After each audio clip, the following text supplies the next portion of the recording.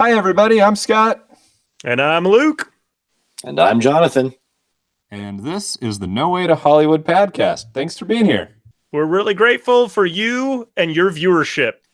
Did you say podcast? That's what I thought I heard you say. Podcast. It's kind of like a smart do an accent with tonight. Smart pod. It's kind of a southern... whatever. Anyways... Tonight, we are clearly just so enjoying quarantine. The good news is, the state in which we reside and film this podcast should be opening back up relatively soon. We hope, maybe, possibly, kind of, maybe a little bit. Mostly they're just saying we won't force you. Yeah. And on that vein, we do hope that you are enjoying your time with family in your home, that you are being cautious, and that you are protecting everybody by obeying the quarantine rules. So, and if you're alone and you're not hanging out with family, you're like, yo, thanks for saying that. That just made me feel more lonely. Hey, guess what? Thanks for hanging out with us. We appreciate you. Thanks for hanging out with us. We hope to give you a little bit of information. We like hanging out and with maybe you. a little bit of entertainment. On tonight's show, we are going to dive into something a little new, and we are going to talk about genre. Jonathan, why don't you give us a brief overview of genre? Genre, while it may be new for us to discuss, is an old thing for certain. I have a definition here. I just Googled it. So we might even rip the definition apart. But just to the first starting place, genre is defined as a category of artistic composition, as in music or literature or movies, characterized by similarities in form, style, or subject matter. Okay? That is what genre is defined as according to this internet Google search. First thing. So a genre is a grouping of stuff based off of whatever. Artistic expression and style, subject matter. That seems to be the kind of thing here. Right. So when it comes to media, like what the media is what the media does. And that's the genre. Don't listen to anything those guys just said. It is just pure useless information. I literally gave a definition just now. and I feel like, I totally understand the definition, right? But I also don't, because it seems it's so broad, it doesn't mean anything. So can we focus in now? Because I hear that we were talking about a specific genre. Yes, Luke. We can focus in. Thanks, Scott. To get this genre theme episode started, I would like to tell you that tonight we have chosen to talk about science fiction. Jonathan, can you give us a definition of science fiction? Let me see if I can give you some completely useless information you'll make fun of me for in a second. Hey, I'm not making fun of you. I'm making fun of the information itself. Thanks, Google. I understood where Luke was coming from. I just didn't. It's whatever. All right.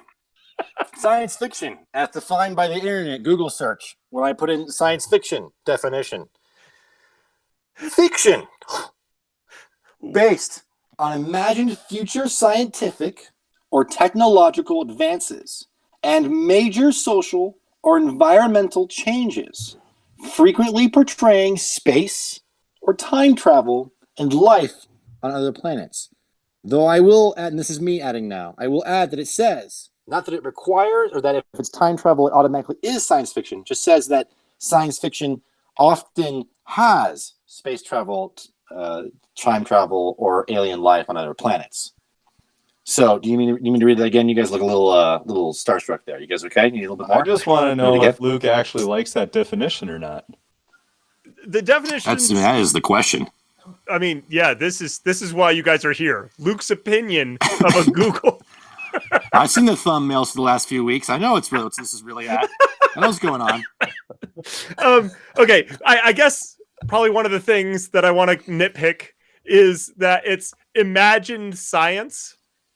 Like, how does that work? I mean, I understand, but like, I also don't. imagined future scientific or technological advances. Not imagined science, imagined advances that are either technological or science in the future. That is typically the idea. Okay, so it's imagine technology, scientific. Okay. Yeah, so if this became that somehow, yeah, awesome. And I do like it. Okay, like I actually like imagined scientific advances. I actually like that. I have a lot of fun with it. And I am a major sucker for low budget time travel movies. So there we go. So I think a good way to start this off is I would suggest that Star Trek, not the newer stuff is kind of whatever, but I'm talking about the old original series, Next Generation, that kind of stuff, okay? That is considered to be science fiction, I believe, because it has a lot to do with, again, the imagined idea that maybe one day we'll have starships and we'll have this social change that's really massive, where everyone doesn't need to worry about money or crime anymore. And there's alien life on other planets that we're going to go discover. And all the problems are always like, oh, we found this crazy anomaly of a lightning storm that like won't end forever in this one place. And we got caught in it. And how do we get out? And like that kind of thing. Those are the sorts of stories that can come out of Star Trek. Whereas Star Wars, while there is space travel and, you know, ships flying around and alien life on other worlds, I believe there's a very strong argument that it is not science fiction, or at the very best, it's a subgenre known as space opera, which is essentially science fiction mixed with fantasy in that genre. Because Star Wars is not concerned about technology or social issues or science advancements. It is not concerned about that at all. It's not about, hey, the X-Wing is this crazy thing we came up with, and it can fly around and turn into an X and shoot things. Or, hey, Chewbacca is a genetic mutation of a dog, and that's crazy. And if that happened, what would people do if they interacted with genetic mutations of dogs? No, it is not about that at all. Whereas Star Trek easily could be. Right. And that's one of the arguments for why people didn't like the more recent Star Wars, where it's like, they have fuel needs. And it's like, what is that doing in this? Right? Because this is not science fiction of, wow, how do we deal with not having fuel in space? It's more just like this force thing and all that stuff. So I'll stick with you on this one. Sure, we are talking about the science fiction, not the space opera stuff. Cool, let's talk. Scott, thoughts? Well, yeah, I mean, I think you bring up a good point in just trying to figure out what is quintessential science fiction. And I think you make a very good point. I like the fact that we're defining science fiction in such a way where you have, on this one side over here, you've got the concerned with science aspects, where, you know, over here with Star Wars, your point was very much there is no concern about those science issues. You've just created a world in which those things are true. Right. And it's interesting because science fiction can also then be political science fiction, right? Like going into, you know, like aliens and what if we didn't speak their language, and like using that as a metaphor for our time too, which is kind of cool. And that's a lot. And Star Trek is quintessential science fiction for the mass populace, because there's all these TV shows, like all these multiple episodes that did things like that, where, you know, here are two alien species that are really angry at each other and keep fighting. And, you know, and like Captain has to sit them down. It's like, why are you guys fighting? And they look very similar. It's like, well, don't you see that my half of my face is white here and his face is like half white on that side? And like the halves of our faces that are white are swapped. So we're going to fight about it. And you're like, racism's bad. This is stupid. We shouldn't do this. And you have to like, but you're using the aliens in this conflict you come into as a way to try to discuss that social issue that's only doable in this sense because it's aliens. But even then, is that necessarily, I mean, I think it's science fiction, but it's not necessarily the best quintessential version of science fiction. I'm just saying that Star Trek, to your point, does a lot of that kind of thing. I think I'm starting to ask questions like, okay, for whatever reason, Terminator came to mind as a potential science fiction movie, except that I don't know that I can qualify it. It has time travel. It has to deal with technological advances, i.e. a Terminator, a machine right? And what the implications of making machines and artificial intelligence are. So in that regard, it may very well be science fiction. Although I think of Terminator and Terminator 2, especially as action movies to the core. And of course, genres blend together. You're going to have a lot of that. But is it about the technology or scientific advances or the social implications enough to qualify as true science fiction if you're dealing with Terminator or even Alien and Aliens, right? Where, again, literally an alien is on board and that's what you're dealing with. But those are a horror movie and an action movie. Are they truly science fiction movies? Because it's there, it's the world, and there's stuff going on there. But where do you kind of cross the line, I guess, is my question, of you're no longer just science fiction trappings or a science fiction world or whatever. You're actually truly a science fiction story. Well, and I think you get a lot of I think science fiction in general is a pretty large genre to the point where you typically have to have some or the other kind of subgenre in which you operate, right? You can have just a lot of different places that you can go where, okay, maybe this is a science fiction movie that is action. Maybe this is a science fiction movie that is more of a drama or more of a horror movie. And it still qualifies as science fiction to a certain extent. And to that extent, your space opera might still technically qualify because it is using, space travel, other planets, aliens to that extent. But it isn't necessarily the quintessential science fiction movie. Like we've said for Star Wars, its core element is something either more specific or not as related to the science fiction as you want it to be in particular. So it kind of has that genre, but it's not the core of what the movie is. Right. So I'm back to the point of trying to think of, okay, so what are those movies that either I never thought were necessarily science fiction but are, and actually define the genre better because of the movie that they are. Well, and I would go into this saying, because there are so many different genres, there's so many different ways to slice up movies, right? And so many different ways to categorize. I would say what's the primary, and then what are the secondary and tertiary, right? So like Terminator, action movie, and then sci-fi, right? And Alien, horror, and sci-fi.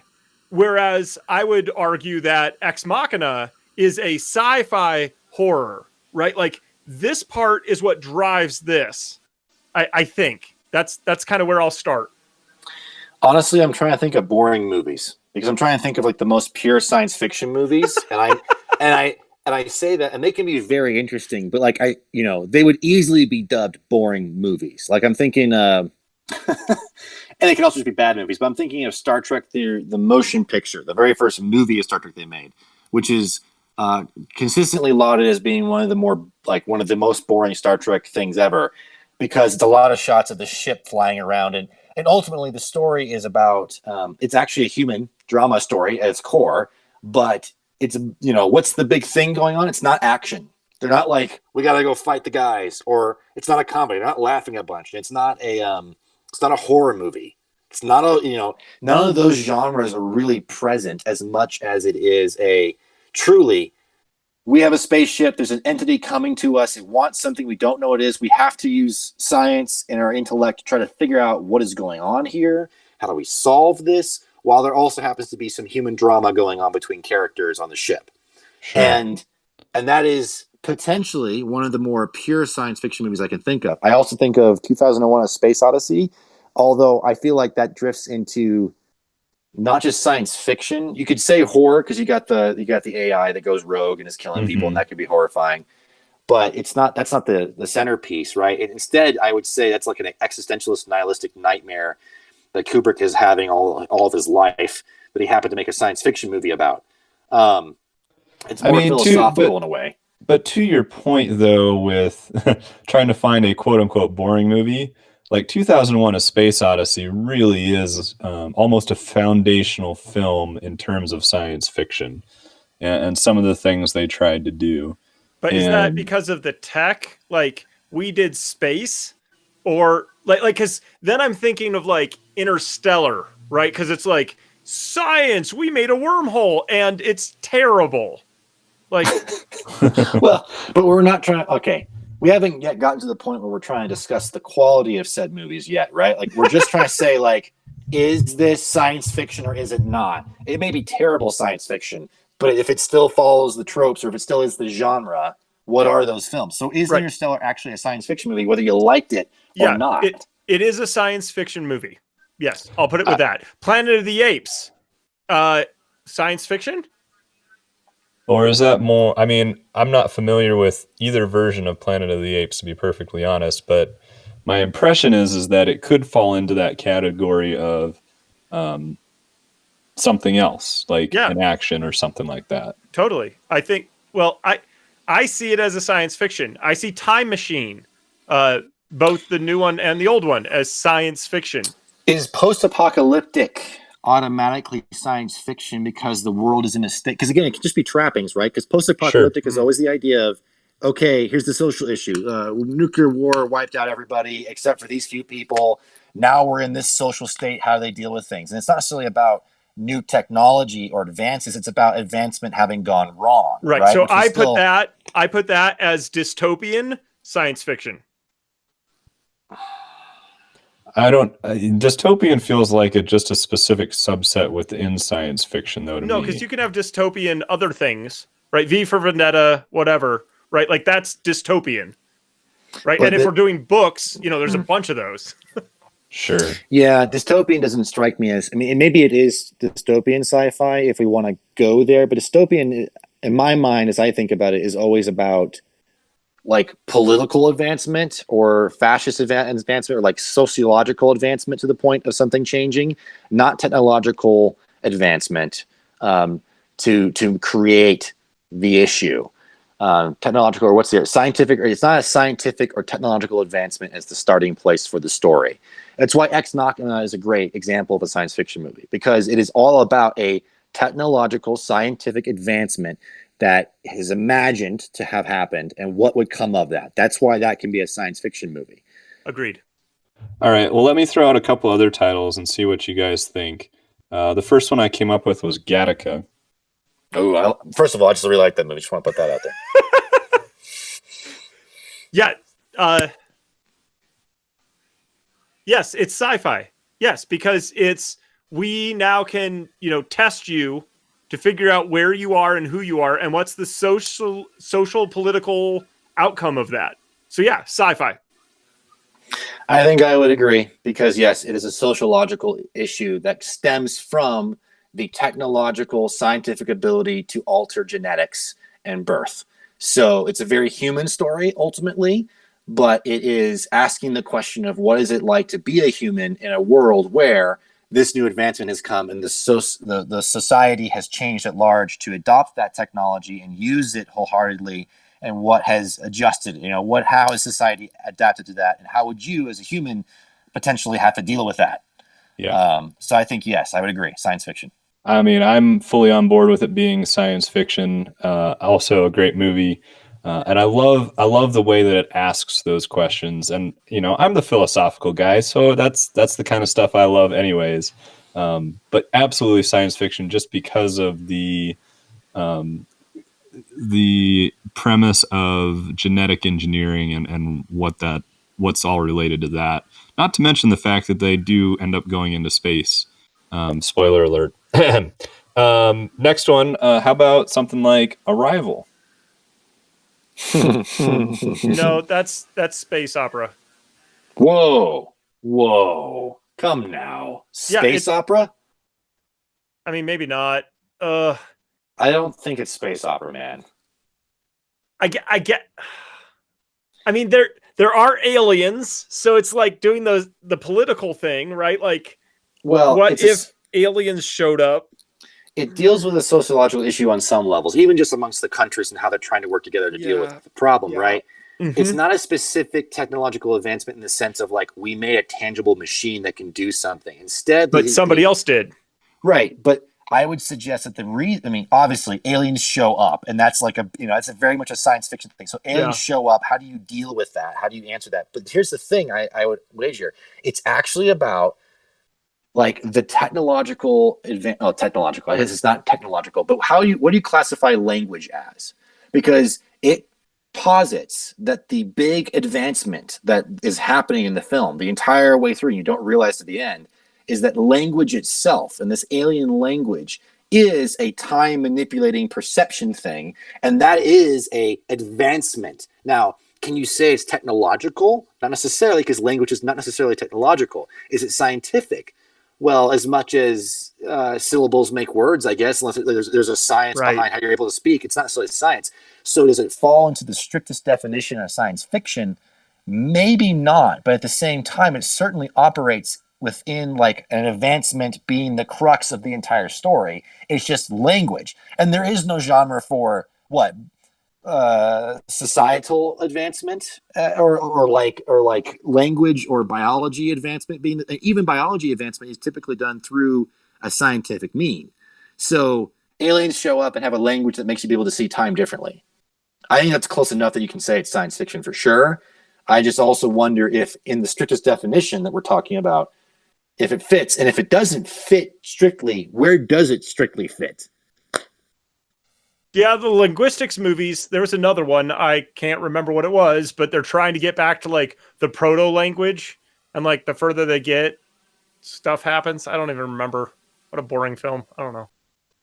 Or even Frequency, right? Where it's like language is sort of this means of which, like there's luck personified and disfavor personified, and language can manipulate how things happen, and music, is that not science fiction in a way, right? Like, but again, it's not a technological or a science specifically based advancement that is then leading to those issues. Is it fantasy? Yeah because fantasy deals with language all the time, right? And I mean, maybe that's just a trapping too. Like, but I think of fantasy, I think of Lord of the Rings, I think of the elves and an entire elven language, or magic. Magic is often a vocal linguistic proposition in fantasy, right? And that, I mean, definitely for Frequencies, that's definitely how that one works. Yeah, it's so magic. Perhaps Arrival is science fiction purely because aliens are the ones delivering the mechanism, so it's science enough, but it's not even. It's probably more fantasy then, isn't it? Yes. Yep. Space fantasy. On a strict definition. Yeah. Yep. Okay, Blade Runner. That's a great one. It is absolutely science fiction because everything is about androids, which are a technological advancement.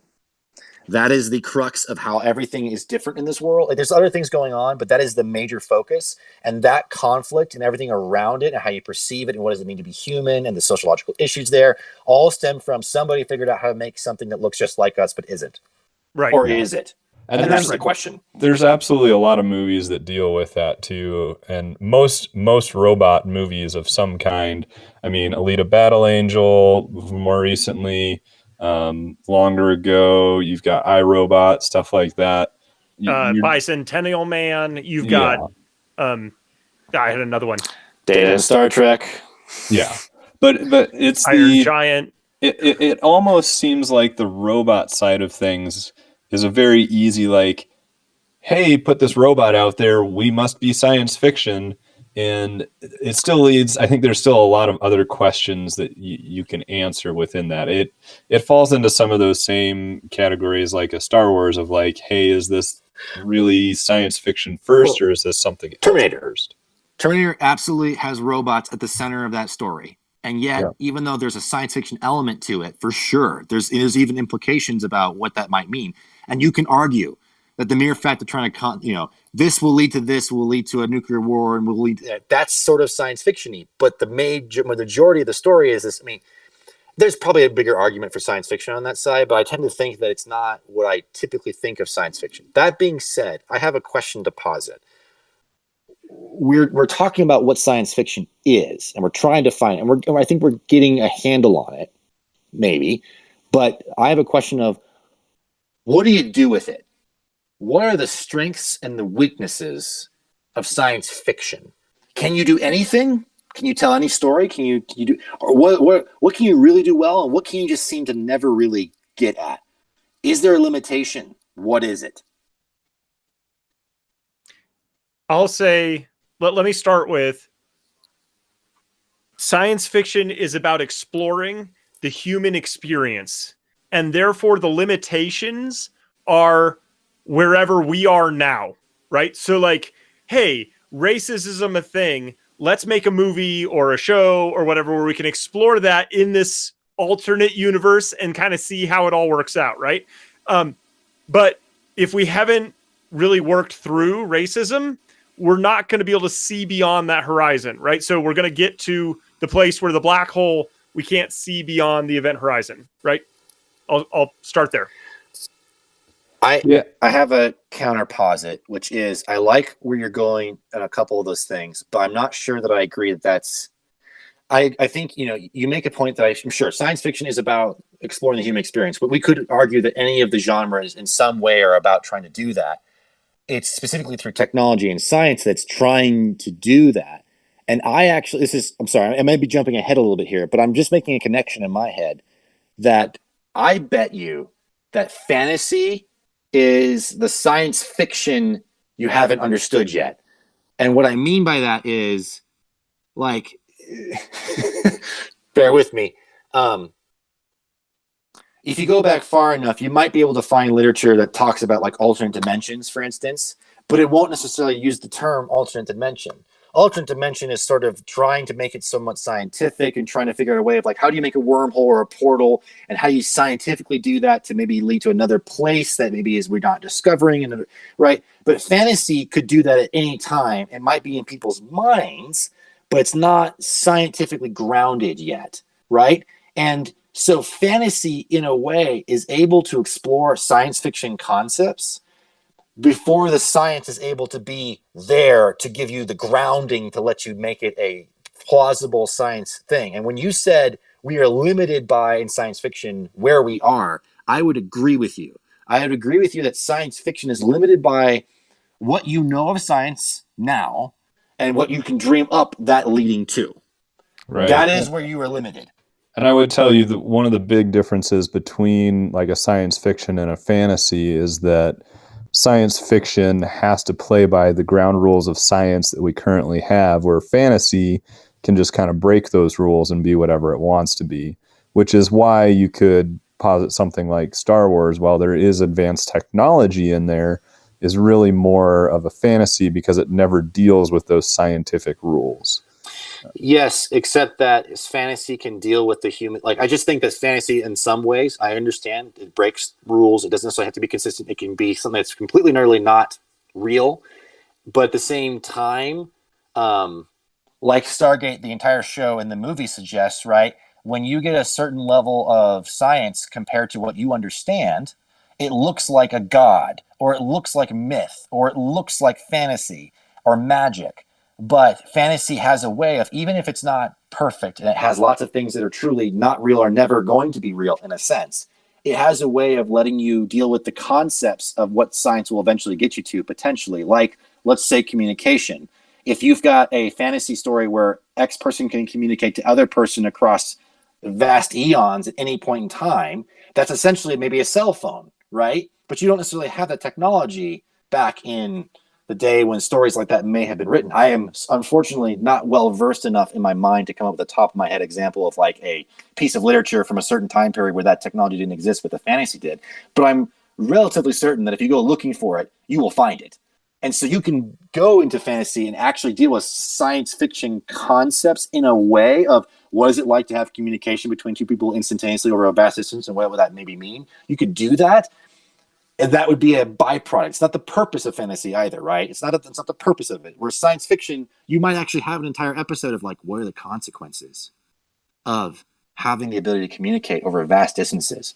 That's science fiction. What are the consequences of that? How do we deal with that as a human race? So what you're saying is what you're saying is that Black Mirror is sci-fi. Yes, because it's so, and that's part of why I don't think I particularly like it, because it's so, in my mind, stunted by a morose look at what is the end. Like, how do how do you make that story interesting about technology? It's either here's the best thing that can happen, i.e. Star Trek, or here's the worst thing that can happen, i.e. Black Mirror and or post-apocalyptic wasteland story. Science fiction can be pushing to those extremes because it's trying to make it interesting and it's trying to talk about the technology itself or its implication enough that it's going to exaggerate it to a large extreme. And our experience of that technology will likely be somewhere far closer to a middle ground where, yeah, bad things happen and yeah, good things happen. Okay, and that's why I think that I like low budget time travel movies, because those are about what do we as people do in situations where we encounter something where we have potential power or potential knowledge, or where we're out of an area where we have knowledge, or we meet somebody. I like that because it's much more grounded, I think, and not as prone to extremes.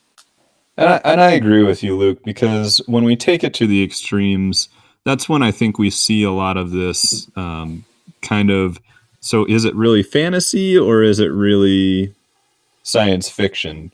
And I think, having something that's a little bit more grounded like that is quintessentially more science fiction. So there you go. I still think one of the best examples we've talked about tonight in terms of more quintessential science fiction really is like a Gattaca. So that's what I would posit. Guys, do you have just a quick film that you would posit as kind of quintessential science fiction, just to leave our viewers with that? I don't know if I have quintessential. I don't Well, know if I have that. Well, then, Luke, I'm looking for one of your favorite low-budget time travel movies. Yeah, I'm trying to find the name of it. Sorry, guys. Bear with me. Unfortunately, I'm having a hard time pinning down what I would consider to be a quintessential science fiction film. I do think I just think that it is interesting that science fiction at its best is essentially just asking questions about technology that's coming around the corner and what we as a society will do with it or how we can interact with it. And at its best, exploring human nature within that in a balanced way, not just a incredibly naively hopeful or incredibly dark and humans suck all the time way. The more balanced and the more around the corner you are with the technology you're sort of basing everything on, and the more balanced you are with human nature on it, the more science fiction is very interesting, I think. I agree with you that Gattaca is an excellent choice for quintessential science fiction for those reasons, being that genetic manipulation, while still not necessarily truly right around the corner, we know it's a possibility. If you can figure out how to do that, if you can change genes, it means this. And so if you can do that, then this is the sort of world you live in. It's very plausible. It is grounded. And yeah, it is all about human experience and about Gattaca is a movie about, is science all there is to humanity? And I love its posit on that. And that's very, I think that's very good. And I think there's other things that get very distracted by either the technology or human nature being unable to overcome or deal with technology. Yeah. I suppose it depends on your worldview, right? How much do you believe science and, in a sense, progress of technology is human nature, is what we are, as opposed to how much do you think human nature and those things actually overcome, and science is only a tool? Yep. Luke, did you come up with something for us? Yeah, and this will be my movie that I recommend. Will be 11 Minutes Ago from 2007. It's a super low budget time travel movie, and they shot it in a day, I think. And it's just it's actually pretty sweet and cute, and for what it is, it's enjoyable. So 11 Minutes Ago, it's a time travel movie, but it's really about people. Jonathan, speaking of which, do you have a recommendation for our viewers? You know what I'm going to do? I'm going to try to keep it in the science fiction category, and I'm trying to think of a good one. Here's one. It's not the best science fiction movie in the world, but it's very interesting, I think, and that's The Martian. I think The Martian is a pretty. It's got some fakeries, and I think they admit to that at the very beginning of the movie essentially wouldn't happen on Mars.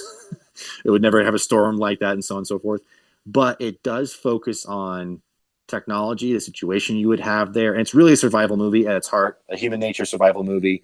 But technology is at the front and center of it, and it's a fun, enjoyable, interesting watch. If you've never seen it before, check out The Martian. All right. Well, you guys are making me stick within the science fiction genre. And I want to kind of post something that is